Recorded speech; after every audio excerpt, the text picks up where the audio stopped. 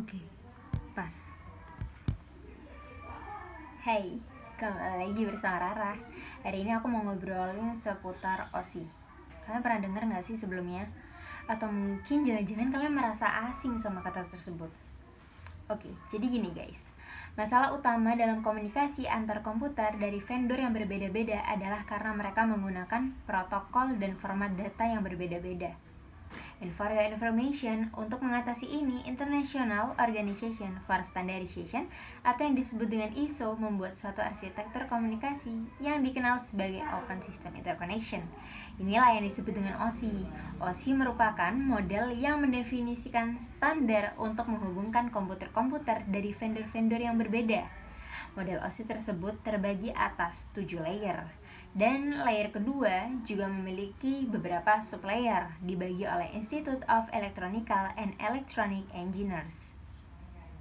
OSI memiliki 7 layer sehingga model ini biasa disebut dengan model 7 layer OSI.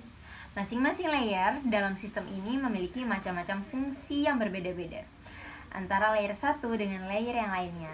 Namun dengan fungsi yang berbeda-beda, tapi mereka bertujuan untuk saling melengkapi. Udah kayak kamu sama si doi kan? Nah, ketujuh layer tersebut tuh apa sih, Rah? Yang pertama, layer ketujuh, application layer. Layer keenam, presentation layer. Layer kelima, session layer. Layer keempat, transport layer. Layer ketiga, network layer. Layer kedua, data link layer. Layer pertama, physical layer. Nah, sebelum masuk ke dalam layernya, apa sih keuntungan menggunakan model OSI layer ini?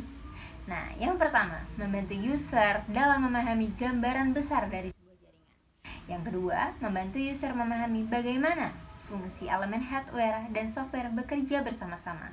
Yang ketiga, membuat proses troubleshooting lebih mudah dan membagi jaringan menjadi beberapa bagian sehingga mereka dapat diatur. Yang keempat, perubahan implementasi suatu layer tidak mempengaruhi layer sistem yang lainnya. Oke, sekarang kita akan mengupas tuntas tentang 7 layer. Yang pertama, layer ketujuh, application layer. Layer ini adalah layer yang paling cerdas. Gateway berada pada layer ini. Gateway melakukan pekerjaan yang sama seperti sebuah router, tetapi ada perbedaan di antara mereka.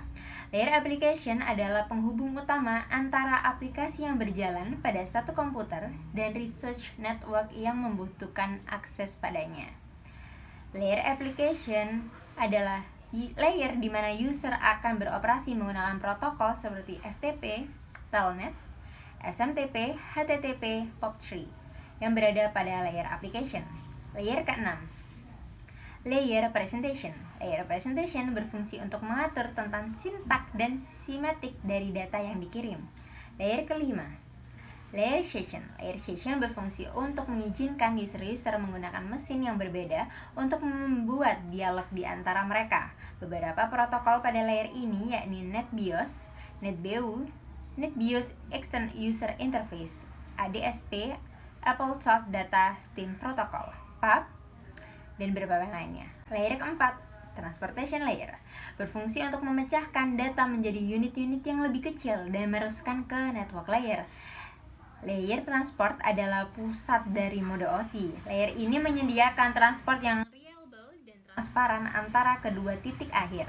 Layer ini juga menyediakan multiplexing, kendali aliran dan pemeriksaan error serta memperbaikinya. Layer ketiga, network layer. Tugas utama dari layer network adalah menentukan prosedur pengiriman data dan penyediaan fungsi routing sehingga paket dapat dikirim keluar dari segmen network lokal ke suatu tujuan yang berada pada suatu network lain.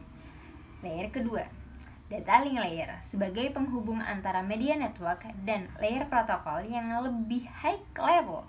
Layer data link bertanggung jawab pada paket akhir dari data binary yang berasal dari level yang lebih tinggi ke paket diskrit. Yang terakhir, layer pertama, physical layer, berfungsi untuk menangani pengiriman atau penerimaan bit-bit data melalui saluran komunikasi. Oke, sekian dulu pembahasan Rara tentang OSI. Semoga sangat membantu teman-teman yang tadi belum tahu tentang OSI. And see you next time.